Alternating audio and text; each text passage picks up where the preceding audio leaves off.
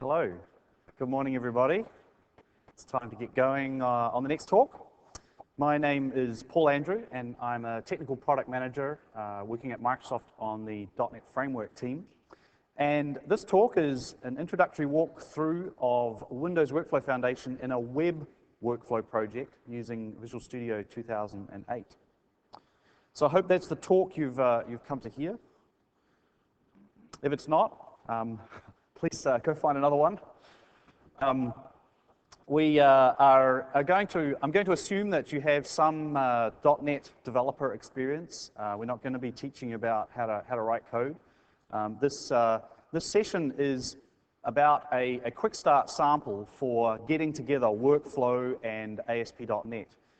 If you've played around with both of these technologies, you'll know that it isn't immediately obvious how they would work together. And so the idea of this sample is to provide some of that obviousness and show you how that might work. So if you all have some experience as a .NET developer, please raise your left hand. If you all have some interest in workflow, please raise your right hand, and we can do a Mexican wave. All right, that's just in case any of you are on a different time zone and needed waking up, so I'd like to make sure that people are awake, at least at the start of the talk. That's important. Maybe to keep you awake to the end of the talk, I have a few giveaways here. I have a bag full of these .NET Framework red rubber things to give away for people who ask good questions at the end, or just anyone who stays to the end if that's how it works out as well. So watch out for these and think of those good questions for me. So this talk, I'll start off. I'm not going to assume that you have a good detailed knowledge of Windows Workflow Foundation. I hope we don't have a lot of workflow experts in the room because I will go through that and talk about that a bit and explain how that's useful in a web application. So we'll look at the scenario for the demo, why I think this is an interesting example of using workflow in a web application. And where people might want to use it, where you might want to use it in your work with your customers or people that you write software for. And then we'll look at some of the features that the Quick Start shows, some of the different aspects of the Quick Start that it implements, and which largely we'll walk through and have a look at how those things are implemented, or at least how they're put together in the big picture for the time that we have together. We'll look at the project structure, and somewhere in there we'll run the workflow and show you what it does. And then we'll look at updating the workflow, actually modifying it, so you can see what's involved in doing that. And then we'll spend a bit of time on what we largely call hosting. Now we use this term hosting. What I really mean there is how does the workflow runtime get started inside of ASP.NET? And how does it stay started? Because a workflow runtime has to manage long-running state for workflow instances, so it has to stay started. How does it get started? How does it stay started? And how does that hang together? How does that messaging between that workflow runtime and the ASP.NET function? And then we'll look at firing a background event. We'll look at what happens when the input doesn't actually come from the web page. If you have a process that's running on your web server, it's a little bit unnatural to think of something kicking off and doing work when it hasn't been started by a request from a browser. So we'll look at that. And then we'll look at a couple of specific aspects of this sample, a thing called the user activity or user task, and how the user task makes use of data sets. We'll talk about that. And a field control that was created to make these user tasks easier to work through. And then at the end, we'll look at how this sample shows an image of the running workflow and how it shows it back up in the web page. So that's what we're going to go through. There'll be a few demos looking at how the workflow executes, and there'll be a few demos of me walking through some code and having a look at that. And that will take us for about the hour, and then we'll have some time for questions afterwards, and talk a bit more about how you can get this thing, why why you would want to get it, whatever you want to ask. Okay. So the first thing to talk about is Windows Workflow Foundation. So Windows Workflow Foundation is a platform for executing declaratively modeled workflow instances. And you can create a declarative workflow using either XML or using a .NET type. And once you've done that, you can ask this workflow runtime to execute that workflow. So what that looks like is workflow runtime is a class in the .NET framework, and you ask the workflow runtime to start an instance of a particular workflow type. And you either give it the XML or the .NET type representing that workflow. Incidentally, regardless of whether you give it XML or the .NET type, the workflow runtime will execute the workflow in the same way. So it doesn't matter whether you're storing your workflow model as text, as XML or XAML as we call it, or as a DLL or .NET assembly. The workflow runtime sees it in the same way.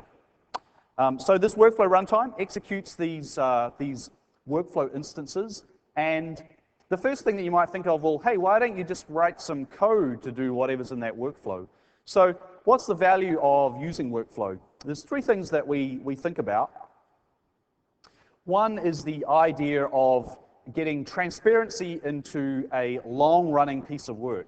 So if something is long-running, I think about long-running as something that has to execute over some period of time, probably with some messages that it's waiting for, or some delays, waiting for input for other systems, waiting for a specific time to occur, something like that where a process is not able to be simply executed in the context of a single method inside a class. If you can execute some process inside of a single method, you can just code, and you're done, then probably you should just write the code. If it's short running like that and there's really nothing to it, code seems like an obvious approach. We're talking about scenarios where you have business logic and it makes sense to implement it declaratively as a workflow. So one of those is about being long running and getting transparency into the long-running nature of that process. Transparency meaning I can look at where the workflow instance is up to at any point in time. I can evaluate it. I have some tracking, some auditing to tell me what it's done after it's finished. Another aspect of why you would want a workflow for business logic is flexibility. So business logic, if you think about a software application that you build for an enterprise customer, business logic is, my definition is business logic is the piece that changes the most during the development of that software. Your user interface gets signed off and you get it designed and you start implementing it. Your database structure gets signed off and that's done, but the business logic, the piece in the middle, will change iteratively all the way through. Every time you show your software to your customer, they have changes. Things have changed in their organization, or they didn't explain it to you properly, and change happens. And change happens in that business logic even after your software has been deployed, and you need a good way of redeploying that business logic. And workflow provides a way of being able to manage that change because workflow is declarative. If you store your workflow as XAML, it can be saved into a database. You can modify that pretty much at any time. And the key is you don't have to redeploy the binaries for your application to be able to change your business logic if you use workflow. So the second point is flexibility. Workflow has the flexibility to be able to be modified and updated and versioned without having to redeploy binaries. And then the third part of workflow is the extensibility. The workflow runtime as part of Windows Workflow Foundation is not a language for process. It's not a specific set of constructs that you can use. Rather, it's created in an extensible way such that a workflow is made up of activities. Activities form the structure of a workflow. They can contain other activities. They can have flow control. They can run in parallel, various control constructs like that. But activities are things that you build. They're intended to be built as part of the software development effort. It's expected that just like types in a .NET application, An activity is domain specific, or problem, or your application that you're building for your customer specific. So when you look at the activities supplied with Windows Workflow Foundation, they may appear low level. They may appear like they're all control structure and messaging activities, that there's no activities that actually do work. That's because the system was designed so that it's easy for you to create those do work activities as part of the application that you're developing. So a lot of effort has gone into making the runtime, the workflow runtime, extensible and allowing that essentially domain-specific language for your application to be created, rather than trying to create a new language for business logic that people will use. And Windows Workflow Foundation, part of the .NET Framework, it ships with .NET Framework 3.0 and later this month with .NET Framework 3.5. So typically, if you have that on your server or your client or wherever you want to run your workflows, that's all you need to run that software. Have a diagrammatic format of the components of Windows Workflow Foundation. It's interesting to note we have a designer that we've created for Windows Workflow Foundation. That designer runs inside of Visual Studio. It's also available as a redistributable, so you can use that designer in your own software if you want to. So it's part of the redistributable license that comes with the .NET Framework. That designer is focused on software developers, so there are certain ways that designer has been put together that make it very suitable for software developers, less suitable for business people, and not so suitable for end users. However, how you want to use that is of course completely up to you. And we also have runtime services as part of Windows Workflow Foundation. We allow you to extend how the workflow runtime operates by creating services that hook into it. The two most common examples of these services are a tracking service, which outputs a record each time something happens in the workflow, so that you can, at a later point, do some reporting and see what's happened. An activity has finished, a workflow instance has started, this sort of thing. And a persistence service. I talked about workflows being long-running. If a workflow is long-running and it stays in RAM, in memory, like a regular .NET type would, then you're quickly going to run out of RAM and you're going to run out of CPU threads. So we have a persistence service, and the workflow runtime is able to identify when any particular workflow instance is idle. And a workflow instance is idle when it's waiting for an external event. That could be a message, that could be a timeout, that could be a whole collection of different messages. And if that's the case, the workflow runtime says, aha, that workflow instance, it's idle. I can write it out to the persistence service, if there's a persistence service configured, added in, and then I can delete it out of memory. Doesn't need to take up my CPU or my memory resources. And this is the reason why Windows Workflow Foundation is able to scale and able to run large numbers of long-running instances. Unlike previous technologies, such as great technologies like COM+, which worked really well for short-running activities, short-running pieces of work. But if anyone's ever tried to build a COM+ solution and had long-running work, you're doomed to KB articles and PSS support calls and lots of debugging and trying to increase the number of threads you have. It doesn't work terribly well. So taking Windows Workflow Foundation and applying it to ASP.NET, why isn't that just easy? Why doesn't that just happen? Well, we could have built a workflow runtime inside of ASP.NET, and it probably would have taken, I don't know, probably would have taken a bit longer to release. In any case, we built the workflow runtime such that it can be hosted in any .NET process. Any process that hosts the common language runtime, you can load the workflow runtime type, and you can start workflows in it. Now, if you have played around with Windows Workflow Foundation, you'll notice the templates that we have in Visual Studio all do this inside of a console application. Now, I must apologize for this. This is not a best practice to host a a process server inside a console application. I'm really sorry. It isn't a best practice. It actually doesn't say best practice when you create these projects at all. Nowhere does it say that. Nowhere does it say you should use this in production. You should do that.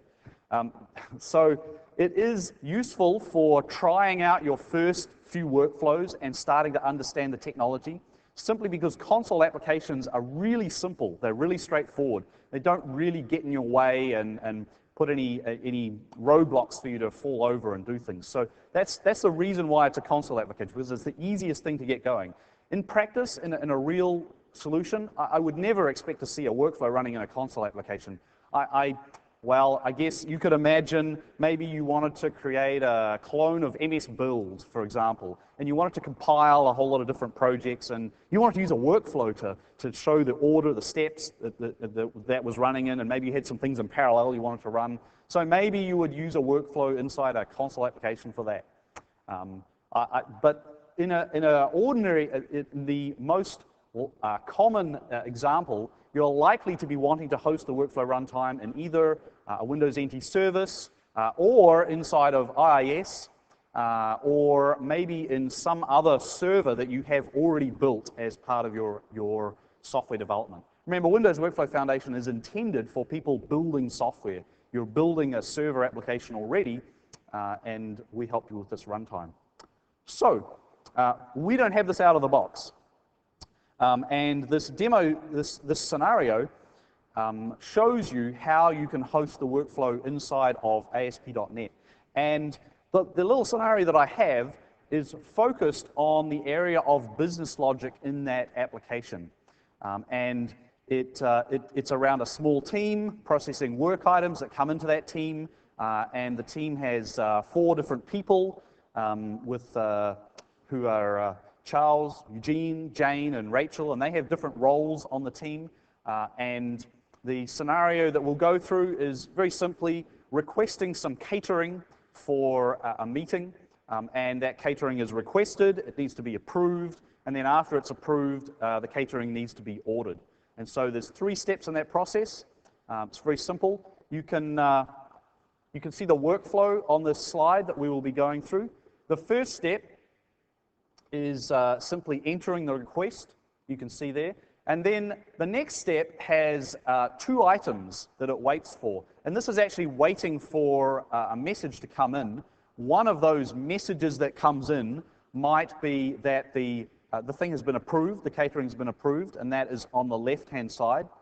And the other thing that is a message that might come in is that, well, the thing hasn't been approved, but a certain amount of time has elapsed and we're getting hungry, we need this food to get in the meeting room, so we've got a timeout there, and we're going to do a very sort of simple form of escalation.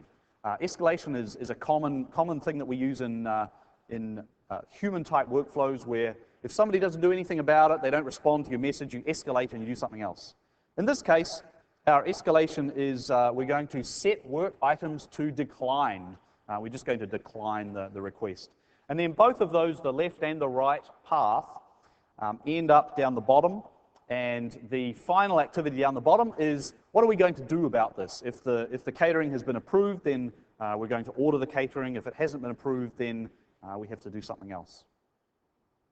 So that's the scenario. And this is different to another common scenario that people think about workflow inside of ASP.NET, which is another very valid scenario, which is page flow, or organizing how you decide which page to show to the user based on current state, based on the previous page that they looked at, and using a workflow to do that. So that would be a different scenario for use of the workflow runtime inside ASP.NET. That's not the scenario that we're looking at with this quick start. This quick start is very much focused on the middle tier of your application, the business logic that you're actually thinking about this process.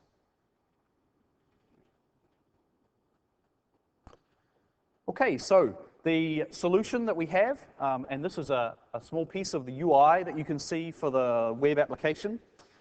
It has almost an in-tray style task management for each task that we get to in the workflow. And this is not something that's included with Windows Workflow Foundation. I talked about Workflow Foundation being almost a base level of being able to execute declarative process. It's not a workflow product that many people are familiar with in the industry, which is more suited to actually implementing these task-oriented workflows directly. So Workflow Foundation doesn't have the concept of a task natively in the framework code that we ship. Another Microsoft product, Microsoft Office SharePoint Server, actually does have the concept of a task which can be assigned to users, and it has a lot of functionality in there. What we're looking at today in this talk is just the implementation in the .NET framework. So it's at a much lower level, and this Quick Start has implemented a simple task which can be used as an activity in this workflow. So as part of that task, each user or role that we have in this workflow has a queue of work items that they are expected to execute, to go through. And each user can go through, they can partially complete the work item, they can save it, and then come back to it later. They can assign the work item to a different user, and it will appear in a different user's queue. And all of this happens inside of the task activity. The workflow doesn't actually progress whilst this task is being reassigned, it's being partially completed, finally completed, whatever's going on. So all of that happens in the task itself. We have some tracking and some reporting.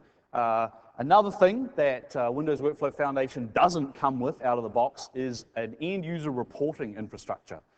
The tracking that we have as part of Windows Workflow Foundation is largely an extensibility mechanism to allow items to be tracked. We have a tracking service that works with SQL Server that comes with Workflow Foundation, but the piece we don't have is a user interface on the top of that.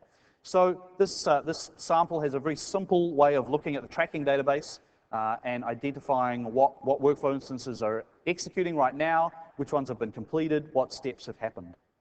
And then we also have a runtime view of what workflows are running and where are they up to, and we show that in a graphical form. So this sample or quick start shows all of these things, and let's dig into it a bit more. Transfer button. Okay, so the first thing that I wanted to look at was what does the workflow do just when we run it?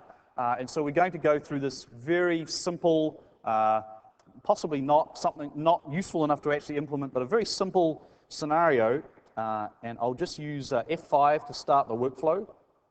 And the first task you can see on the workflow design surface there. The first task is that enter the work item request. So here's my website, and I need to log in. I'll log in first as the user who is the data entry user, and that is Rachel.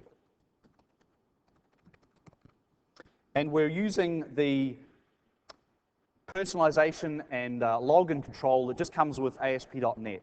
So this is just dragged and dropped onto this web application. Okay, you can see here we are, City Power and Light. I'm logged in as Rachel now, and we have the option to start an approval request, and we can go and have a look at tasks that are assigned to me and tasks that are assigned to anyone in my role. And you can see that there are none right now. So we'll go ahead and start that workflow. And the workflow's now been started, and the first item in the workflow is actually a task that's assigned to my role, and so that's shown straight to me directly. And this is a form, a web form that's associated with that task, because a task has two pieces. It has this activity that is in the Workflow Foundation model, and then it has a form that it's going to show to the user who's actually doing something about that task. And I can go in and put in a name. My name is Paul Andrew. We're going to do have some catering.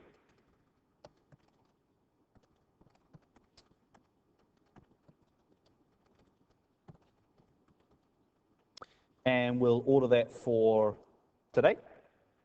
Just a calendar control here is the ASP.NET calendar control. funding cost center number 1, area affected, room 117. And then I can go and save that information. And when I save that information, this task is still assigned to my user, so it's just going to appear there straight away, straight back at me. I can go and have a look at the details of this workflow instance.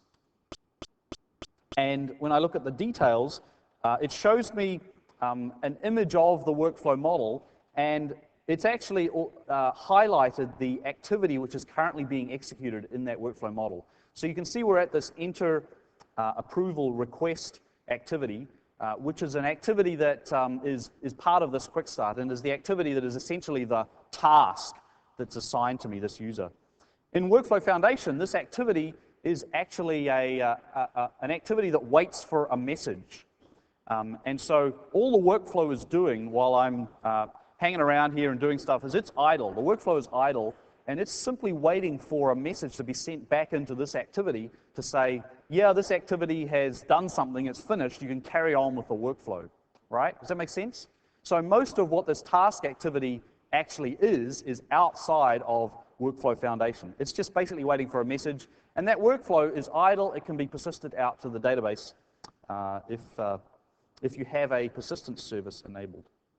The other thing that we can look at here is the tracking information, which has been filtered out of the tracking database for my workflow. You can see that it's waiting right now, and it's in this work item approval request, and that's it.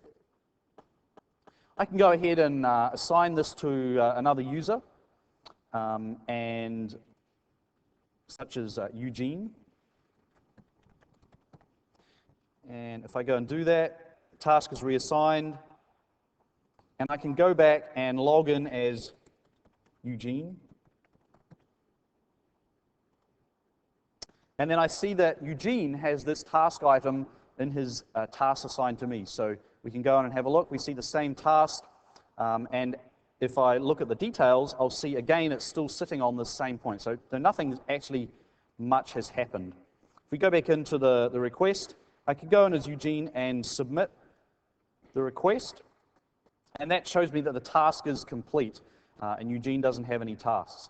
Now the next part of this workflow, if you recall, has a left path and a right path, and they both start at the same time, but they both stop and wait for messages.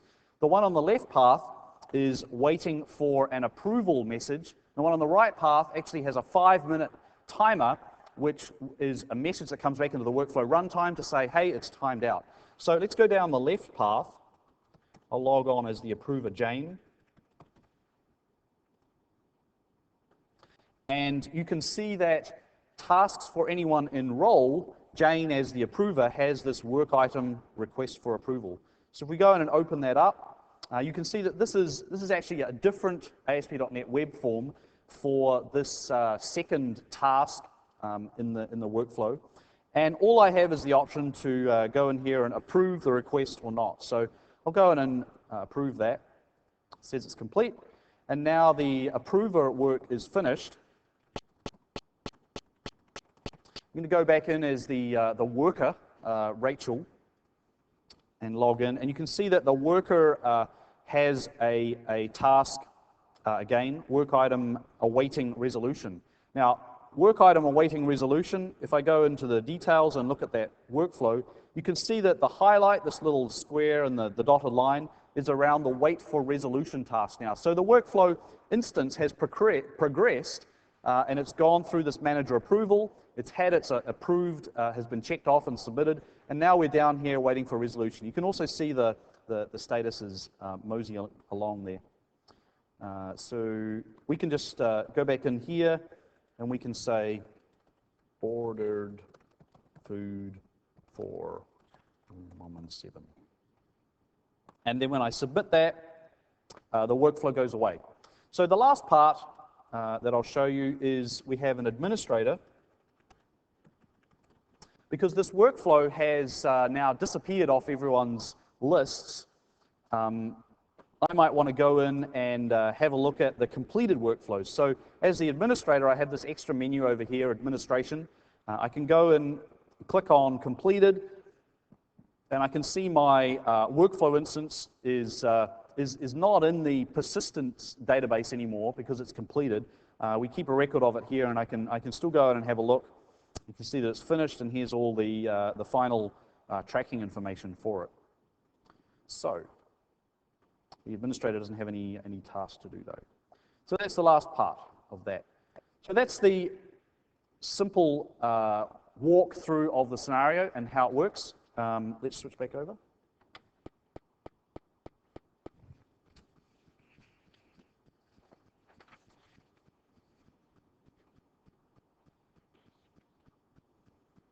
Okay, so the next thing to have a look at is the project structure that we actually use to implement that. First off, we have a web project, of course. We have this little website, and we use a couple of things from ASP.NET. We use master pages, we use the authentication control, and we use a few custom controls and a few other pieces, just standard simple stuff from inside of ASP.NET. Otherwise, it's just an ordinary web application with a few hooks in there for the workflow runtime, which we'll have a look at. Then we have this project called controls, and controls, there's just one control in there, which is a way of helping to create the forms that are shown when you get to a task in the workflow. Now, each time we get to a task in the workflow, we have to show a form to the user that's interacting with it. There's data associated with that form. We store that data in a data set, which is specific to the type of operation that's being performed. In this case, it's just about the catering request. And we display that data set in the form, and we use this field control to do that. We simply use this field control because it makes it easier to put together a larger number of forms that you might have associated with different tasks. So the field control has some intelligence about the data set and the types that may be in that data set, just to shortcut the amount of custom code that has to be written for that. And then we have a project, the workflow image provider. And the workflow image provider, if any of you have worked with Windows Workflow Foundation, you may know about Lab 10. Lab 10 is the lab that shows you how to host the workflow designer. And there is some code that's required for that, because the workflow designer, although it integrates really easily with Visual Studio 2005 and 2008, it does need some code to be able to make use of it as an ordinary control in a Windows Forms or a WPF application. So there's some code in this Lab 10, and that same code is actually in the Workflow Image Provider project. And what that gives us is a control that we can create an instance of, and we can interact with the workflow design surface. And in the case of the Workflow Image Provider, we're doing, it's just simply a implementation of iHTTP async handler, and it is, it's just going to ask the workflow designer for a JPEG, I think, or perhaps a PNG image of the design surface. So we'll have a look at that. And then the fourth project is the actual workflows project. Now, one thing that's important to know about Windows Workflow Foundation is there is a special project type that you require to be able to create workflow models. And the reason for this is partly because we have a custom debugger that we've implemented on Visual Studio for debugging of workflows, and it's partly to do with the way that we open the design surface. So there's some things that we have to have in that project to be able to do that. And so you have to create one of the workflow-enabled projects. And because none of them are web projects, ASP.NET, I have to have this separate project here for storing my workflows. That project also has two activities, the task activity or user activity, and another activity that we use to save the state of the data set if you're not going through a task. Okay, so next I'd like to have a look at how we can actually update that workflow. And in this demo, I want you to look at what I'm doing with the workflow activity and try and think about what that means for the form, the web form, and the role, the user that I'm assigning that to. So let's go and do that. Okay, so you can see my, my workflow here, and this is, of course, This is approved work item workflow simply in my workflows project. So what I'm going to do is bring up the toolbox here, and you can see all of the ordinary Windows Workflow Foundation activities down here. I have these two new ones which are actually part of this project, and this one, user activity, is the same type as the task or user activity that I have here. You can see the type, or maybe you can't, but it's that piece there that's actually scrolled off the end. Sorry about that. So I'll drag another one of those on, and now I have a second task, and I'm just going to leave this being called user activity 1. And then what I'll do is I'll go in and give this a description.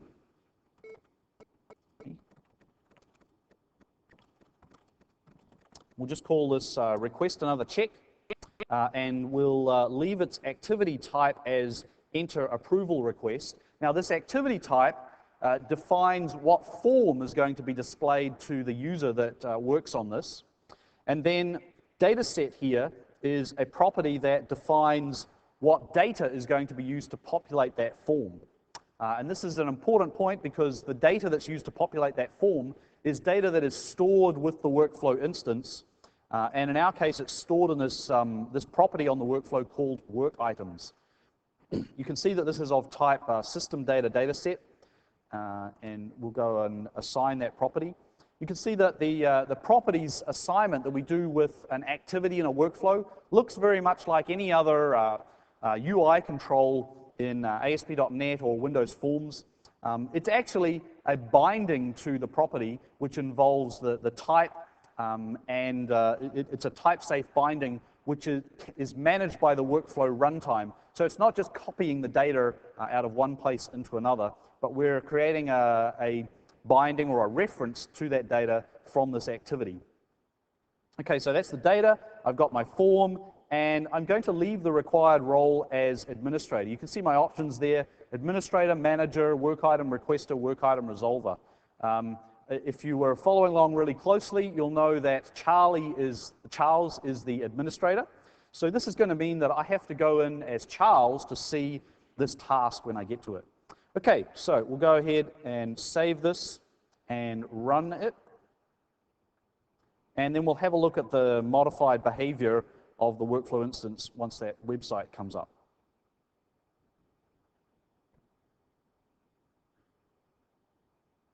So first off, of course, we'll log in as Rachel and create a task and start approval request. So then we'll go in and put in me.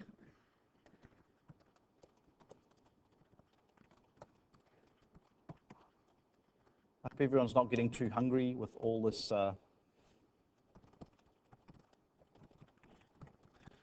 food.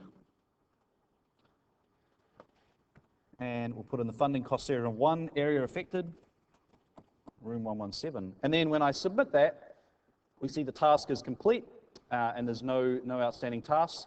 And if I go in as Charles, we'll expect to see, and there it is, our request another check, which is the description that I gave to that task, appears in the task for anyone enrolled. So I can go in and I specified the same form as the previous one in the activity, just because that's one that's available. So I can go in and make an edit to that, make some change or other, and then when I submit that, task complete. Let's just go into the administration tab, and I can see that my current workflow is outstanding. Here's the one that I just created. It's pretty early in the morning. We'll go and have a look at that, and you can see that it's got through those first two tasks, and it's down to manager approval here. And that's exactly what I expect, because as Rachel, I entered the approval request, and then as Charles, I went in and did this user activity 1, the thing that I didn't give a name to. Okay.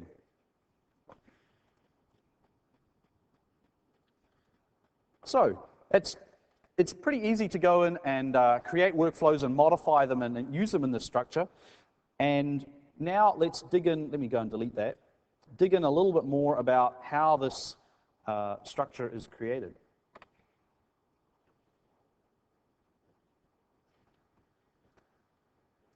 So the key here is you have to host the workflow runtime inside of ASP.NET.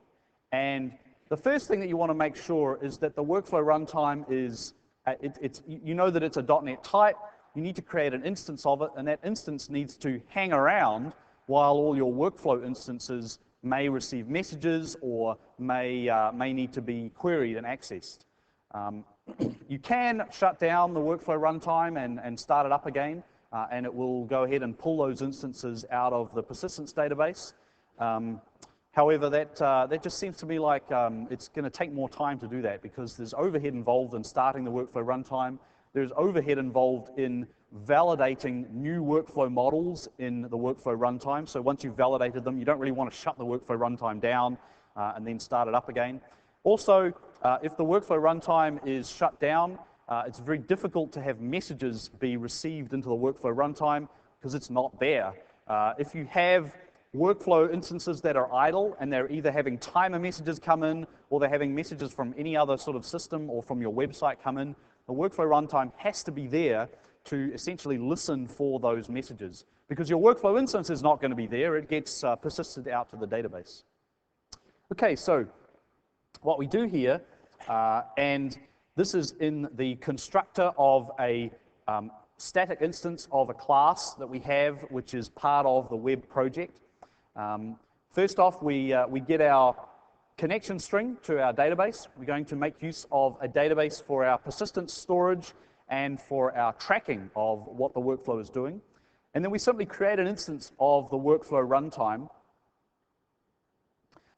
and we keep a reference to that instance that we've created on our static class. And then we add these services to the workflow runtime, and we have 4 services that we're adding there.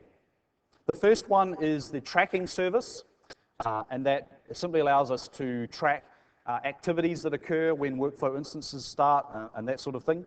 The second one is the SQL workflow persistence service, which is what figures out how to, it's actually what just takes the bits that the workflow runtime streams from a workflow instance and saves it out to the database. And that typically happens every time a workflow instance goes idle. You might not want it to be as soon as one goes idle because you might want it to stay in memory for performance reasons because there might be another message coming for that workflow really fast. And there's some things you can tweak there. But essentially when the workflow goes idle, this service is what's used to write it out. And then we have this third service, and I think the chap who named this was going for the longest type name in the .NET framework, and I believe he did not get the longest name in the .NET framework because there are others, but it's the Shared Connection Workflow Commit Work Batch Service. Yes. And what does that mean? Well, exactly what it says. I think the whole description's there. You can understand. It's perfectly clear, isn't it? The idea with this is you need to have a shared database connection between your tracking service and your persistence service. Why? Because otherwise they're going to assume that they need to use DTC-style transactions in order to access the database, because obviously there's 2 things connecting to the database, and they wouldn't want to interfere with each other. So this service simply allows them to use a single connection into the database. That's really all it does. And then the last one there, add service manual workflow scheduler service. We have a service that we add into the workflow runtime to allocate threads to workflow instances. And by default, we use an automatic workflow scheduler service. And the automatic workflow scheduler service, you don't actually have to add it to the runtime. It's just added by default. And it creates a new thread. It gets it from the CLR thread pool for each workflow instance that's run. And it has a limit of the number of threads that it will use. It has a kind of a queue of workflow instances that are waiting for threads and various intelligent sort of clever things like that. We only use 1 thread per workflow instance. And the reason we do that is a workflow instance is very much like a .NET type. And we don't want to do marshalling across multiple threads to run inside that workflow instance. So it's a implementation or performance-related detail. But in ASP.NET, your messages typically come in from a web request. And what does every web request have that runs in ASP.NET? Has a thread. Every web request has a thread allocated to it by ASP.NET, which already comes from the CLR thread pool. So if we were to use the automatic thread scheduler service with Windows Workflow Foundation, Windows Workflow Foundation would allocate a new thread. So every request that you would have coming in, apart from a small number, which we'll talk about in a minute, would have a new thread off the CPU, and then another new thread.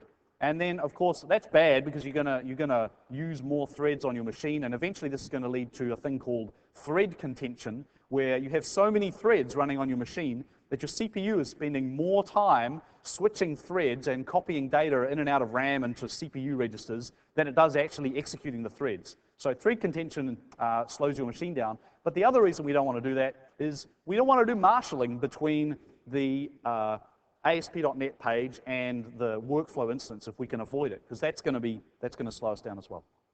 So then we call start runtime. Start runtime will also start any of these services that we've added. And the persistent service will actually start a background thread that monitors items in the persistent service to identify whether any of those are timer items that have been persisted, and if those timers have expired, it will send a message into the workflow. So it actually creates a separate thread specifically for monitoring timers, and it keeps track of the next timers that are about to expire, so that it can do that. Okay, so that code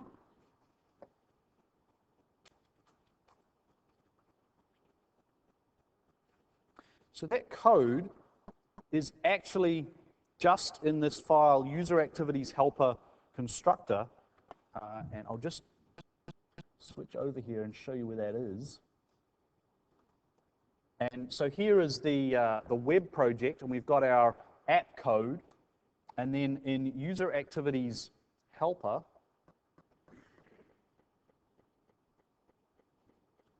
here's that code that we were just looking at, this user activities helper.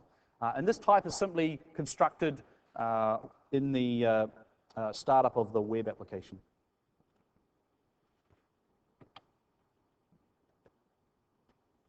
Okay, so I started to talk about background events and timers. And what I'd like to do is just show you how that works, because essentially this is the additional thread that's running around in the back behind ASP.NET, which will allow our escalation to occur. So let's have a look at that.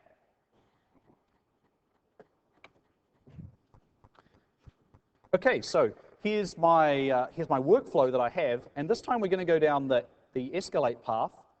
Now that we've gone through all the theory of how this works, let's have a look at actually running it. And this is a standard timer activity that comes out of the box with Windows Workflow Foundation. And of course, this timer is largely the responsibility of the persistence service to send a message to it. Otherwise, this timer is basically just an activity that does nothing and waits for a message to come in to say that the timer has expired. So I'll go and set this timer duration. Rather than wait 5 minutes, I'll set it to 15 seconds.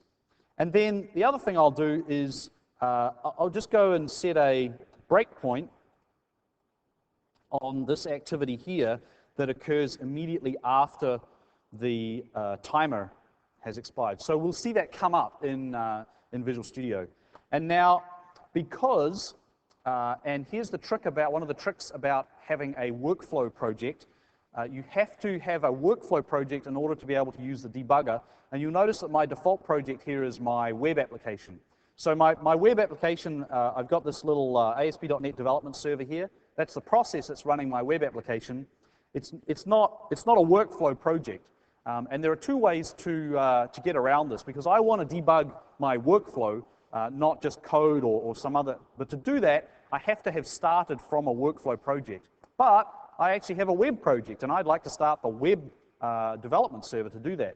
So there's two things I can do. I can either make the workflow project the default startup and go into that gnarly page where it says when this project starts, go and start this other process, and I can configure that.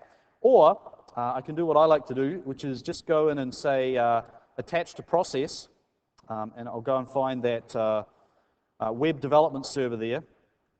And you'll notice that it can be debugged as workflow, T-SQL, x86, or managed. But I've actually, before this talk, I've gone in and said I only want to debug workflow code. Now, if I say workflow code, the workflow debugger will actually allow me to debug managed code as well. And that's pretty much all I care about right now. One thing that to be aware of is if you actually go and turn on the T-SQL debugger, there's some incompatibility between the T-SQL debugger and the workflow debugger, and bad things will happen if you turn them both on together. I wouldn't advise it. So let's go and attach to that with our debugger. We're running now. It didn't start up the browser, so we'll go and open in the browser. Okay, and now we should be good to go. We're debugging. So let's log in as Rachel. Should I not build my project first? Yeah, that's a good point. Let's see if it works first, shall we? So the question was, should I not build my project first? And I'm not sure. I'm going to try it out, see if it built it for me while I was talking or not. I could be wrong, but I'm going to go with this. And so I want to start a new workflow item, and this one is going to be Paul's escalation, food for event. People are getting hungry. It's today.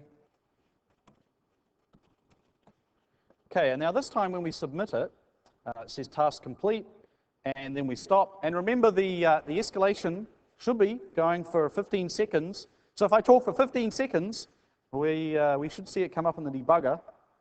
And if it doesn't, we'll know that I didn't build it right, and I'll have to do it again. Has it been 15 seconds yet? 6 seconds. I feel like it should have come up by now.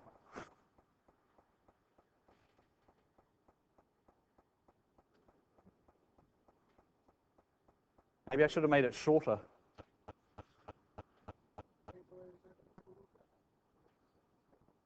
Oh, did I not? No, I did. I did remove the second approval step. It's not happening. Look at that. See the little star? Yeah, that's clever, isn't it? It worked great when I was preparing.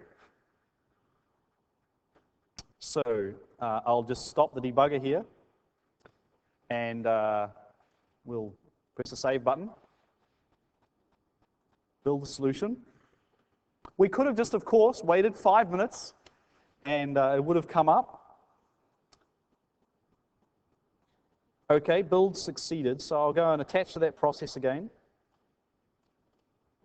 Workflow code, attach.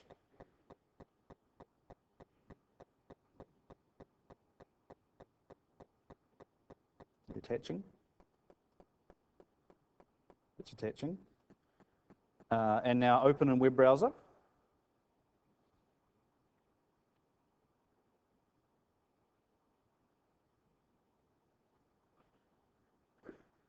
Okay. Curious thing about ASP.NET login provider is it retains the login over cookies. So I'll just get rid of that.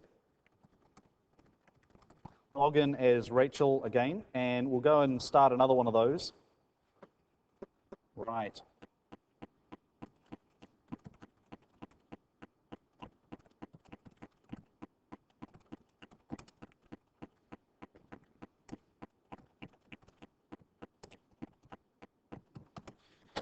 Quickly fill in all these data items again. Okay, and submit. Okay. Right, now we try the 15-second thing again. And expect to see the debugger come up. Question? So question is, what happened with the previous task that I've submitted? Look at that. So the debugger came up, and I got everything right. So pleased about that. So to explain why the previous task wasn't still there, this the build process actually runs a SQL script which deletes all the old ones. So just to make it, to avoid the clutter in the database, the build script does that. So here we are, we've broken into the workflow, and you'll notice that I didn't use a web page to get into the workflow. Any other time that this workflow would be executing, it will be executing inside of a thread that is as a result of a call that comes in from ASP.NET. But in this instance, this is a timer which has caused the workflow to start executing again. So as we discussed, the persistence service has a thread that watches those timers, and when a timer expires, it starts up the workflow instance. So we can actually step into that, of course, and this activity is actually just a code activity, and it goes through any work items that we have here and sets approved to false, because that's our escalation, as we simply decline them, and then we're done. We're declined with that. Okay. Now, switch back over here. So that was firing a background event or a timer inside of ASP.NET. Pretty straightforward, really. I didn't even have to do anything other than make sure that I had a persistence service attached to the workflow runtime to do that. A note, of course, that the persistence service is built for SQL Server, that one that we supply out of the box. We do have docs on how to build a persistence service, and I know that there is a community open source effort going on to complete an Oracle version of the persistence service. I'll take a question. The question is it based on the role?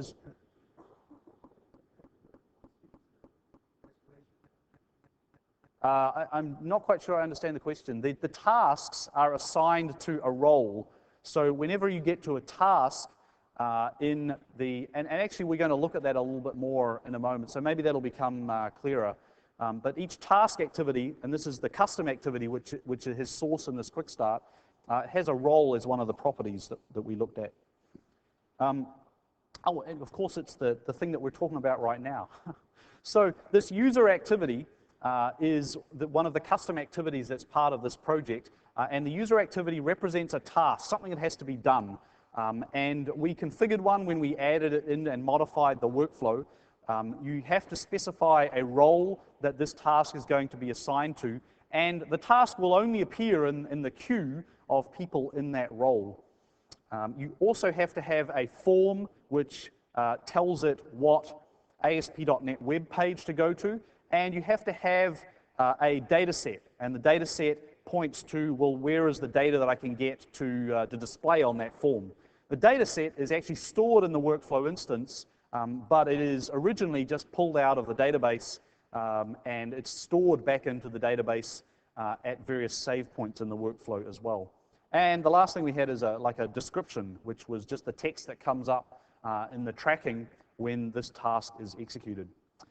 Some work, although I think it's probably not comprehensive, but some work has gone into this custom activity. This is not a production code, it is a sample, but some work has gone in to understand whether the activity is executing in sequence or event driven. And what I mean by that is when I create a new workflow instance as the data entry operator Rachel, immediately I see a form. And so this is actually a tricky thing to do, because normally the form will come up only when the user goes into their task list and opens it up. So we have those two operations happening at one time, and this requires the activity to operate slightly differently because of that. So that gets a little bit tricky, but it doesn't actually take very much code to be able to require to implement that. Most of the code actually in this activity is outside of the activity itself. The activity, and why don't we have a quick look at that? The activity code is largely simply saying, hey, I need to wait for a message to come into my message queue, and when I get that message, I'll kick off and do the next part of the workflow. So let me just go in and have a look at that. Here is the user activity, and in the user activity, we can go to the execute, should be in there.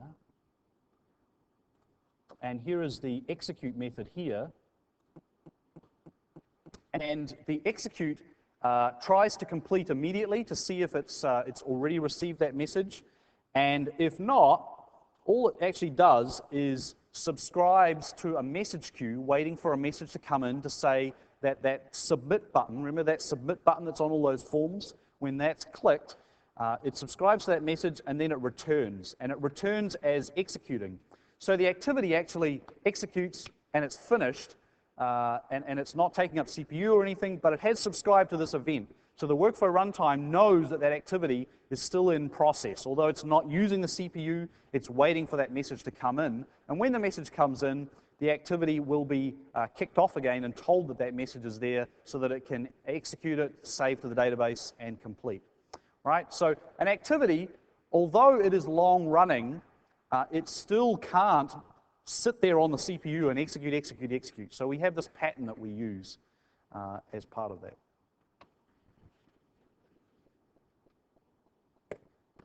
All right, the next thing that we were going to talk about is the field control. And the field control is really just a shortcut used in this project to be able to create these forms that we need. We need a form for each of these tasks that are stopping, waiting for users. And so the field control, and you can see on this slide how it's used inside of the ASP.NET web page, CC1 : field control, and then we have an ID, caption, and a data text field. And the data text field tells the field control which part of the table, which column in the table it's going to display. And then the field control, the implementation of that, is able to deduce the type of that piece of data and then shows an appropriate child control inside it. It actually just adds a child control to the ASP.NET control that we have based on what type is coming out of the database. So if it's a date type, it shows a date picker. If it's a drop-down list, it shows a drop-down list. If it's a text box, it shows a text box, and so forth. The other piece that's missing from that declaration is a reference to the data set. And there's no magic there. All we do is we have a method in the form load which iterates over all the field controls that it can find and sets them to the data set that we have there. They're just all the same, so there didn't seem to be any need to enumerate them. Okay, the workflow model image is done, as we described before, by an asynchronous HTTP handler. So let's have a quick look at how that works. And there's two parts to this. Remember, I pointed out already that there is a workflow designer project in the solution. And this workflow designer project has this workflow designer control, and then these other ancillary services that are required to support the control infrastructure, the workflow designer loader and the services.cs. And these are simply the files that come out of the Lab 11 that I referred to earlier, which is the extra code that you need to be able to host that designer in your project. And then the other part of this is the WF image handler, which is the async HTTP handler itself, which sends back the image after it comes out of control. And then how we create an instance of that image handler is that we use this piece of config in the directory where the image handler sits to specify this type is executed when we have a request for a star.png. And so in the web page, all we do is we have an image tag for a file.png, and it goes to this and executes this code in this other project. And let's have a look at that. So just to reinforce here, I've got all my app code authenticated, and then I've got my workflow images folder, which is simply a part of my ASP.NET directory hierarchy. And if I have a look at that web.config, it's the same web.config that I just showed on the slide. And because it's in this directory here, a request for a PNG file will get routed to this type, WF image handler, which is implemented down here in this workflow image provider project, WF image handler. And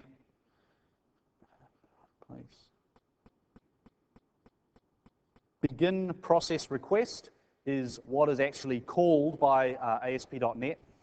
And in begin process request, I am setting up in CTL, where'd it go? Using workflow image provider, workflow designer control. So that's actually the control that you can use directly in a Windows Forms application. And we're just creating an instances of it in the ASP.NET server. And then we're going to stream back, because that control has this save workflow image property on it. We're just going to stream back that image as a PNG, and then we pass it back out using binary write. This is really easy to do because the workflow designer has this save workflow image built into it. It's actually also accessible in Visual Studio. You can, I think you go to the Tools menu when you have the workflow designer up, and you can get a copy of the image. For example, if you wanted a workflow model to paste into a document that you were sharing with your customer as part of your design documentation. So, just in summary, we looked at this Quick Start, and the Quick Start has these 4 projects. It has a website, simple website, which has a little bit of code that we looked at for hosting the workflow runtime, easy little piece of code, and has a bunch of other code for showing these different web forms that are part of the task infrastructure that's loaded up by the workflow. We looked at this controls project with the field control. The field control is just an ASP.NET control that shows a different piece of ASP.NET and control hierarchy based on the data type. And we looked at the workflow image provider, which shows us not only an image of the workflow, but also what activity is currently executing in the workflow. And we looked at this separate workflows project, which has our approved work item workflow. We looked at modifying that in a couple of ways and how you can use that and how that's executed in a simple ASP.NET web application. Okay, so that's all there is to it. This Quick Start is available for download. Probably the best place to go to get access to the Quick Start today is to go to my blog, I think. But the Quick Start is available for download. It's just a small web application that you can try out. When you install it, it will require either SQL Server or SQL Server Express. Actually, I think it does require SQL Server Express because of the way the database is configured in the project. You can use it with SQL Server, but you have to reconfigure the database. So if you have SQL Server Express and Visual Studio 2005 or Visual Studio 2008, if you have Visual Studio 2005, you also have to have the WF extensions and various things like that. But either of those dev environments, you can download it and give it a go. Now, we have about another 7 or 8 minutes, so I'd like to throw it open to questions. I'm probably going to struggle to hear you unless you're close in. You guys are close in, and there are microphones to the side if you want to go to those. Okay.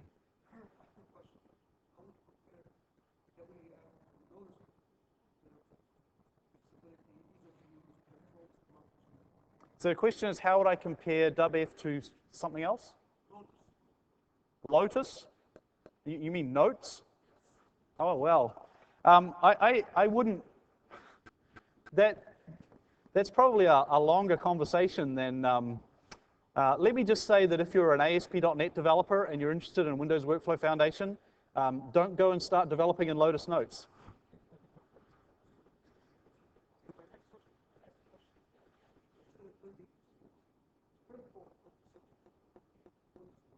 And your other question sounds very related. Your other question is, have you considered building a tool to import from that Notes product into this Quick Start? No. I'm sorry. Although Notes is a great product, and I would encourage you to, well, maybe shift all your applications from Notes onto Microsoft products. I'm honestly not sure if this Quick Start is the right approach for doing that. There are a lot of aspects to Lotus Notes applications. Some of them may be addressed by this Quick Start, but certainly not all. There are other Microsoft products that I think compete much better. Now, excuse me, I don't know how well this is going to work, but I got these squishy toys for people who ask questions, so watch out, because I'm going to throw one of these. Okay, next question. Here.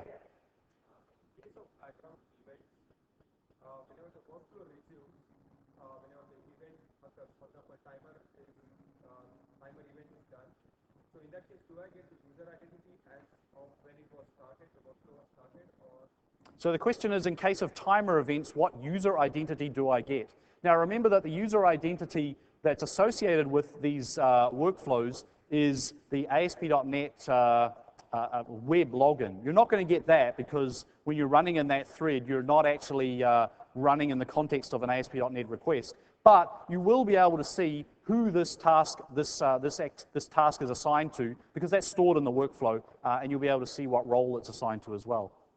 So I'm not very confident actually about throwing these into the audience.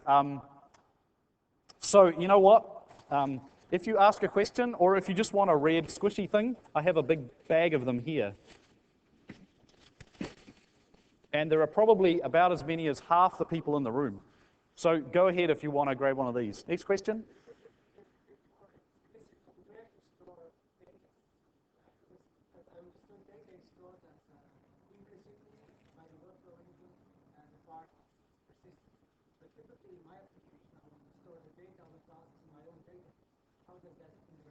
So the question is, can you be more explicit about guidance for how to store data as part of a workflow? And this is actually a more general question about Windows Workflow Foundation and the storage of data associated with workflow instances than it is about this Quick Start.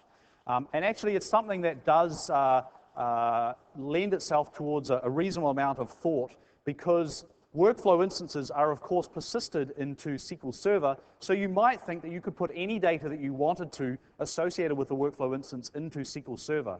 However, if you do that, you may end up with quite a lot of information stored in this persistence database. The persistence database is actually taken as an XML serialized version of the .NET type instance, and that serialized XML is then compressed. We use the .NET Framework gzip classes, and then we stream that as a blob into the database.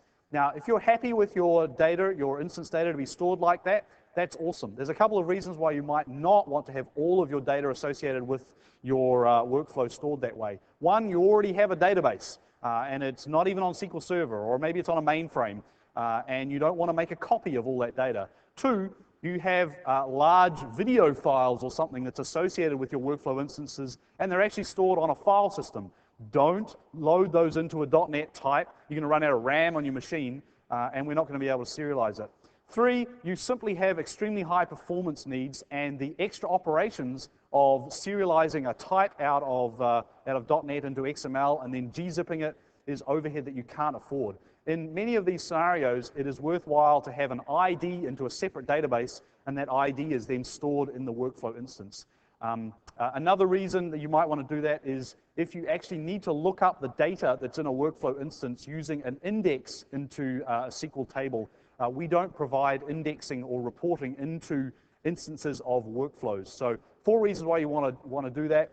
However, the real answer is there will be some mix and some spread of some data that you want in the workflow instance and you want to store with it and have come up, and some data that you want to store in a separate database. It is an architectural decision for the solution that you're working on.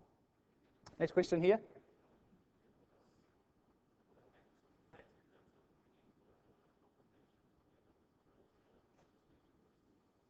What are Microsoft plans for bringing Workflow Foundation together with BizTalk server orchestration? Microsoft actually does have plans to use Windows Workflow Foundation in the next major version of BizTalk Server. Next question. The question is, will Windows Workflow Foundation be integrated with Microsoft CRM4? Unfortunately, I don't represent Microsoft CRM. I do encourage Microsoft product groups to use Windows Workflow Foundation. I think it's great technology. I know that the CRM team are looking at that. I don't recall what they have announced, but you would need to ask people who know more about Microsoft CRM. Next.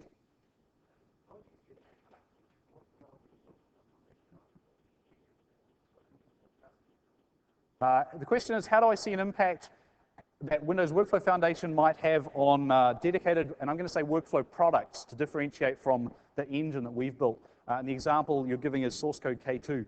Actually, K2 is a really good example because K2 have built the next version of their product on Windows Workflow Foundation. So to those guys, source code, and they're actually here at the conference, they have a booth here, so you can go and talk to them about this, and I would encourage you to do this rather than believing what I say about their stuff.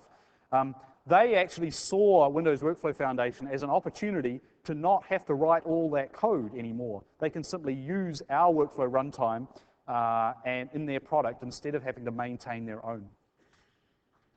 In the front row.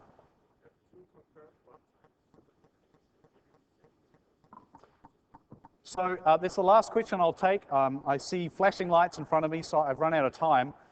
The question is, can you have two concurrent instances of workflow runtimes, possibly on separate machines, connecting to a single persistence database? The answer is yes, it is possible. However, there are a lot of ancillary issues with having multiple machines and consequences of failover and contention between the database, many of which we have addressed in the workflow runtime.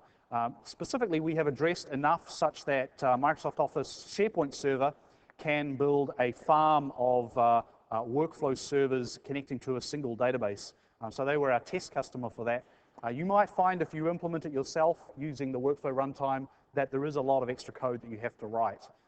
And it is the act of creating an enterprise class and scalable server is not a trivial matter, is my sort of 2 cents on that. So I've got the flashing lights. I'll continue to hang around out here, but I have to turn the microphone off and hand over the stage now. Thanks very much, everybody. Please fill out evaluation forms.